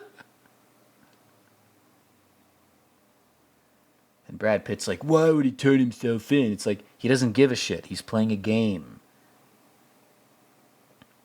The Dark Knight really did ape Kevin Spacey's performance a bit, kind of ripped it off in a good way. I would hazard a guess that Heath Ledger studied this performance, whether he ever talked about studying it or not. Because this, to me, is the gold standard for a Joker-esque villain. And so now he's lawyered up. He's like, there's 2 more bodies, and he'll only agree to a contrived situation that's extremely risky and would never be agreed upon by any sane police department except for the context of this film. And of course they agree to it.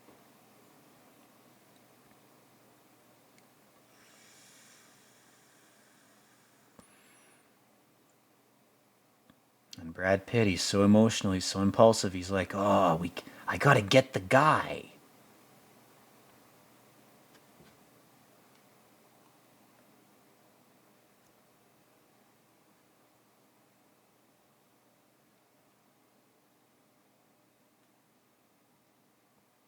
And by the way, this police chief, he's the guy from Full Metal Jacket. I fully admit to misidentifying him as the same actor who played Kilgore in Apocalypse Now. He's the drill sergeant from Full Metal Jacket. So I should have made jokes about that instead. My apologies to all my film nerd viewers.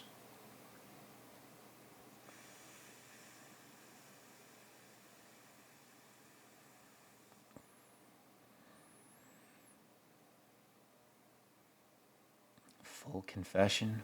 Whew.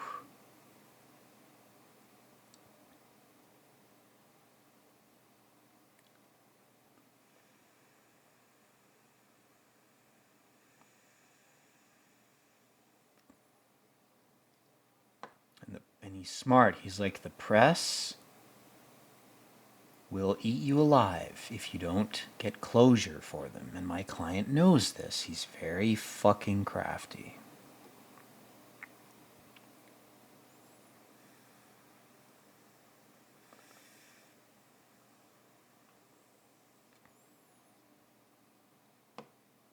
There's a third allele. There's blood from a third person that they don't know who it is.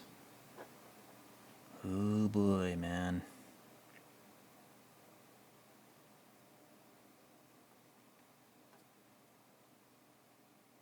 If John Doe is an alien from Project Serpo that decided to go fucking insane, even though we invited him here in good faith, you need to be ready for it. Brad Pitt's like, I'm awesome. I'm ready for anything. Fucking idiot.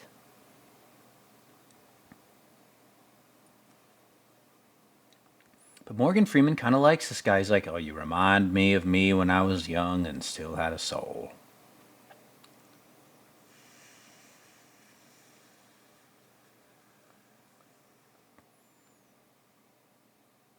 Man, True Detective Season 1 practically worships this. There's even the scene in the bathroom where they're talking to each other. Bathrooms are intimate spaces, man. A lot of intimate shit goes on in there, pun intended.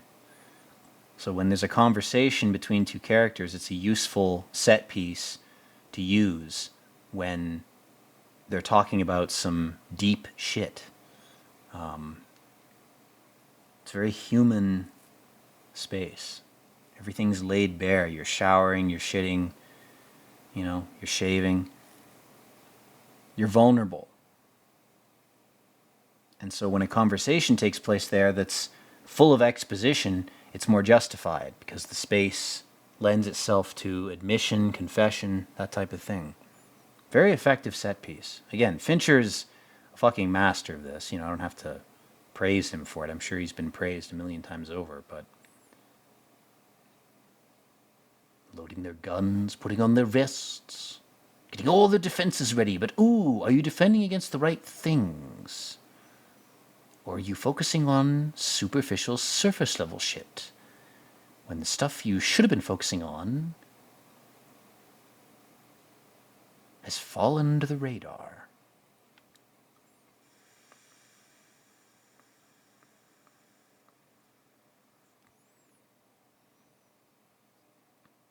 Do you have to ride with this guy? That's what he wants. He wants his little soapbox, his little devil soapbox. God, I don't like the world because of these 3 things.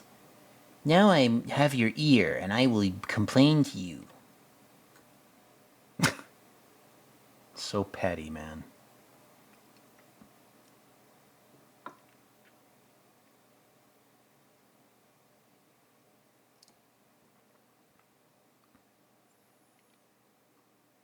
They're tracking the car with helicopters. Ooh. Giant flies in the sky. Fly in the sky. We've got a pile of shit moving north on 3rd, about to turn onto 46th Ave. And now Morgan Freeman's making assumptions. He's like, you want to ingratiate your ego. And he's like, why don't you talk a bit? And he goes, I'm not going to do that. I didn't do this for egotistical reasons. Makes him all the more creepy. He's like a dark, evil Buddhist. It's no coincidence that they've put him in a reddish-orange robe like that Tibetan monk that set himself on fire. He's also got a shaved head. He's rebelling against what he sees as a fundamentally flawed and evil society.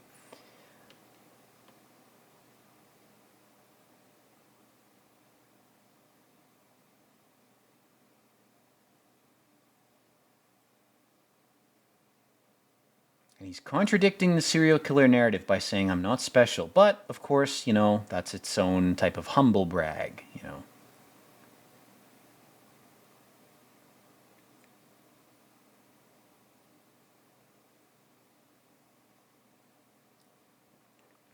And Brad Pitt's like, our media system cycles out psychos like you so fast, you're not going to be remembered for your little rogue play. And he goes, no, I will be remembered because I'm about to do something fucking crazy. And in the context of this movie, creepy thing is, people remember this movie. So again, there's a grain of meta that's used well in this, where he's really saying the plot of this movie is so well written, people are going to remember it. So there's a bit of a directorial self-insert here. And Fincher does the same thing in that recent movie. What the fuck is it called? It's about an assassin. He does the same sort of thing where he's like, well, directors are kind of psychopathic. We kind of have to be in order to orchestrate illusions of this magnitude. And we're not violent or sadistic, but we do have to be detached. There has to be a degree of dissociation that is mediated dissociation. It is controlled, it's disciplined, but it's still dissociation. And as a director, if you have a conscience and a soul, you're going to feel guilty for even coming up with the idea of the movie and orchestrating its creation, because it involves moving money and objects and people around to such a degree that if you have a sense of self-awareness and morality, you're going to be like, you know, I've done all this shit. I've moved all this money, all these people, all these things around. Was it justified? You know, I can't pretend to be Buddha and I can't be American Psycho. So who am I? What am I? You know, what am I?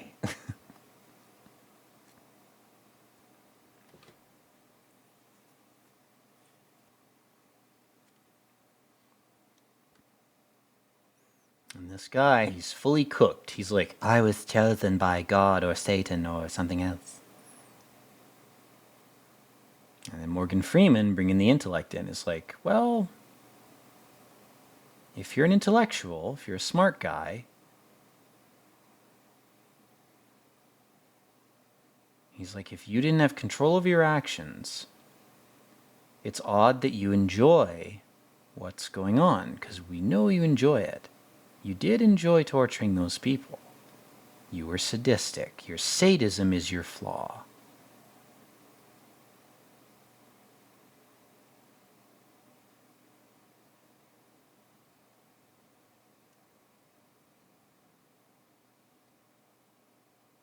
And so he's deflecting. He's like, well, wouldn't you like to beat me up? It's the same thing Joker does in The Dark Knight. He's like, well, why don't you have your revenge on me? I want to lower you to my animal level of wanting to beat me up. And now he goes for Brad Pitt. He's like, you really want to beat the shit out of me, don't you?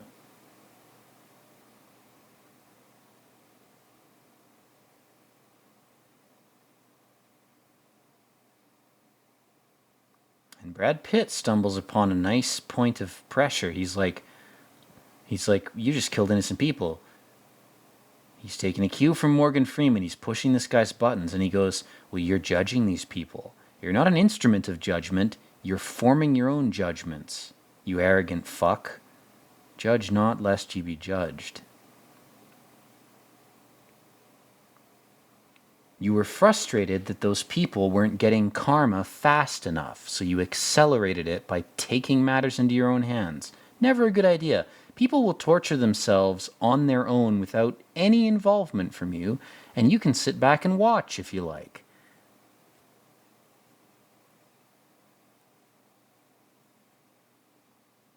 So now he's broken Kevin Spacey's character. He's forcing him to be emotional. The Brad Pitt emotional-brained character has broken through. He's forced him to admit that he's playing God by trying to be the judge. And the only case where that ever works or is justified is when it's done through a committee. The least offensive way to do that in a divine sense is to have a whole group of people do it. Even then it's flawed, but at least it's not one guy doing it. One person. That's insane. That's dictatorial, tyrannical, oligarchic, evil.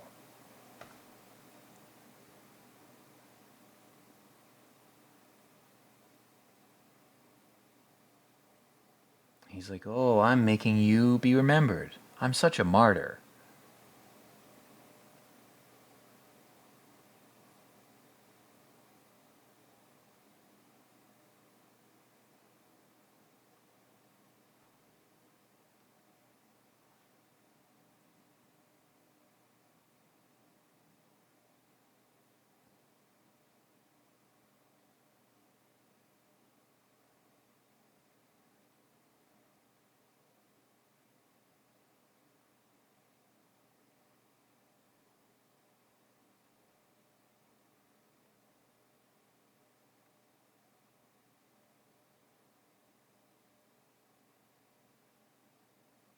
Alive because I didn't kill you. Now he's holding it over him.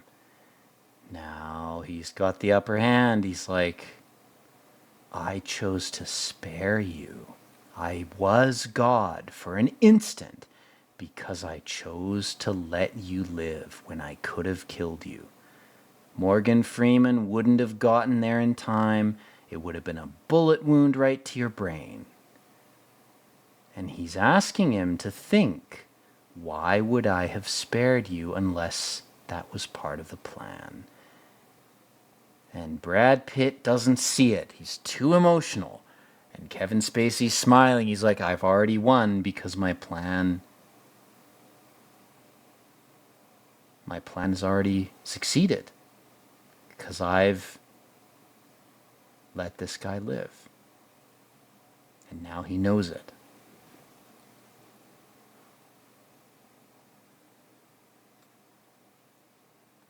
you see those 5G towers? That's where we're headed.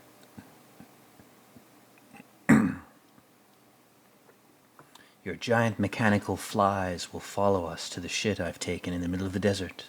Then, and only then, will the truth be revealed. Woo!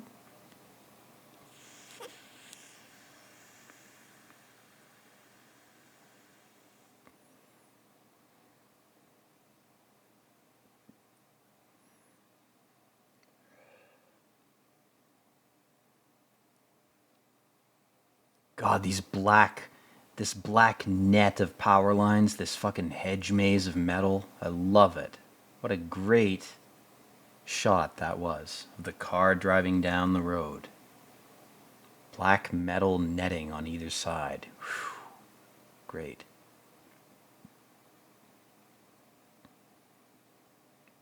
Just like the black metal netting over Kevin Spacey's face.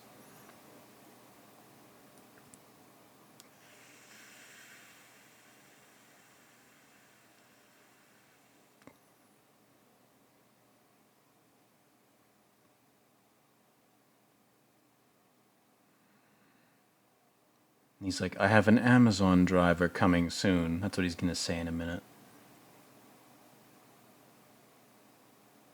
He's like, look at these power lines. Tesla recommended we avoid using this electricity, this electricity. But shame he died before he could give free energy to everyone. It's almost like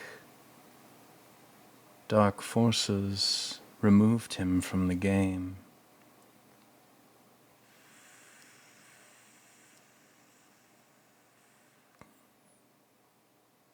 God, Spacey always plays like extremely arrogant pricks. Turns out that's how he actually is in real life. If those creepy Christmas videos were anything to go by, he's actually a narcissistic, arrogant prick. It's probably why he's able to portray characters that have that trait so well.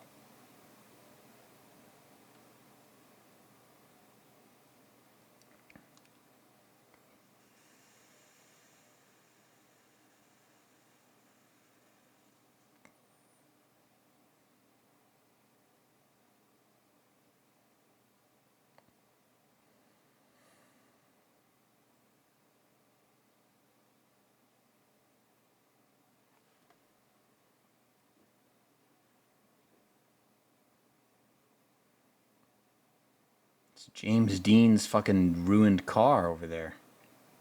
Oh, and here's the Amazon delivery van.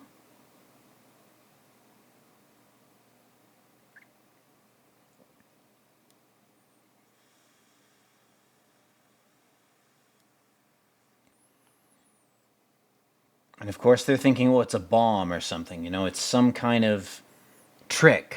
And it is, but it's not the trick they think it is. And this was all part of his plan. Morgan Freeman, the more experienced detective, will rush towards the truck. And now Kevin Spacey's serial killer guy has a chance to talk one-on-one with the more fragile, inexperienced, emotional detective. He's successfully separated the two hemispheres of the brain. He's isolated emotion, and he's going to now manipulate the emotional, impulsive side of things. The right-brained side.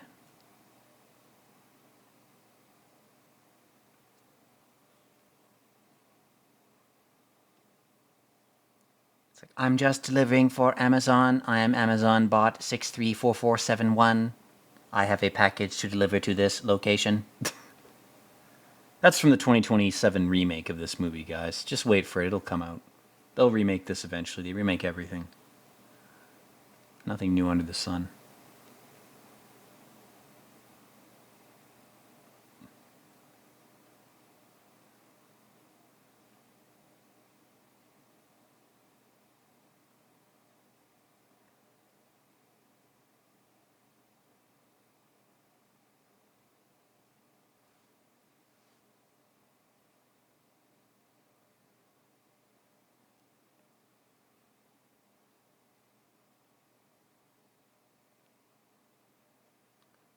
We got a box, it could be anything. We got a black cube. What could be inside? A piece of a meteorite? Could be anything. It's probably that, though.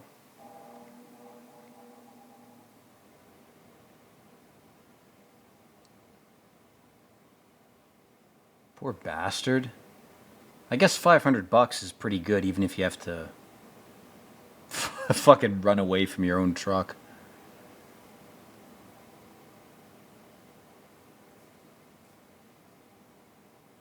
Even Morgan Freeman, even the pure intellect of the brain is uncertain. What could it be? And meanwhile, the devil's whispering in the ear of emotion. He's saying, I want you to listen to me and form your actions based on my little transmission.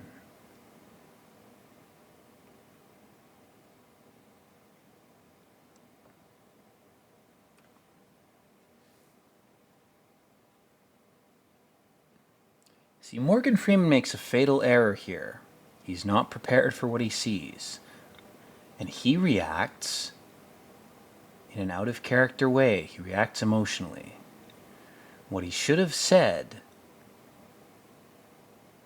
was that it's a bomb or the box is empty. He should have made up any excuse. Instead, he's playing right into John Doe's hands. Both emotion and intellect have been hoodwinked by Satan. I wish I could have lived like you. I'm trying to manipulate you with satanic speech. And finally, when he mentions his wife,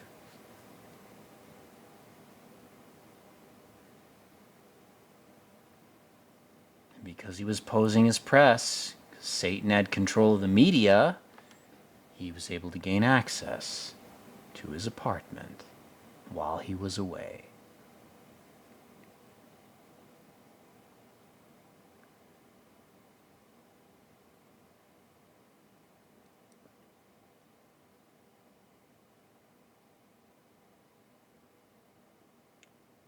Her pretty head.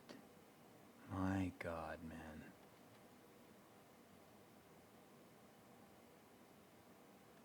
The final attempt of the intellect to salvage the emotional side. It's not working. It's too late.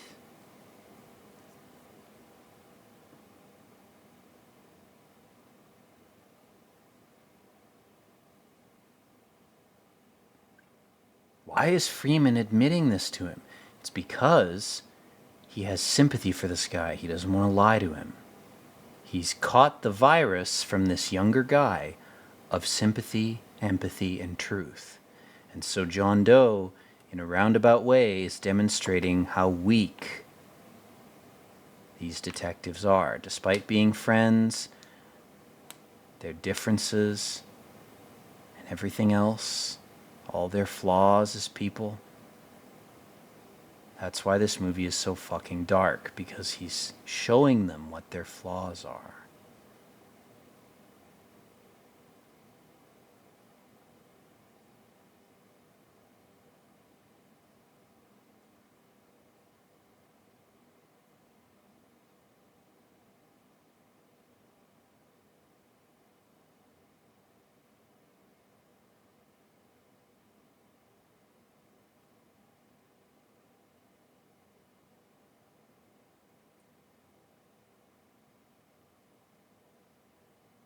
And this bullshit Justin Trudeau Castro's bastard quote, if you kill him, he wins.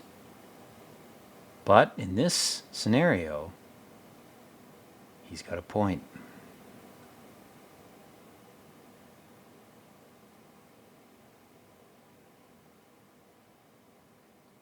This guy's so autistic, if you deny him his little game, it would torture him more than death.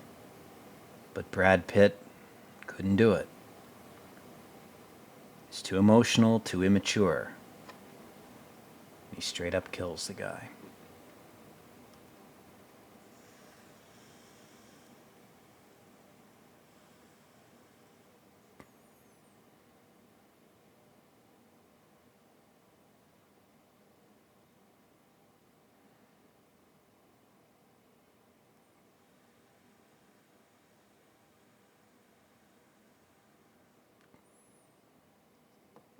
Not too much to say for the rest of this movie. I mean, that's basically the climax. We have Brad Pitt in full PTSD mode in a fucking cop car.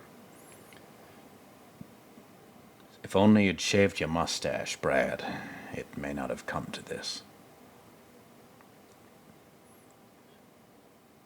Yeah, you'll take care of him all right.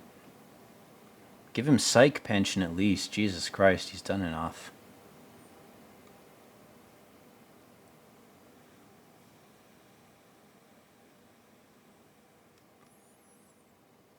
So Morgan Freeman's implying, maybe I won't quit the force. Maybe I have work to do here. So I gotta stick around.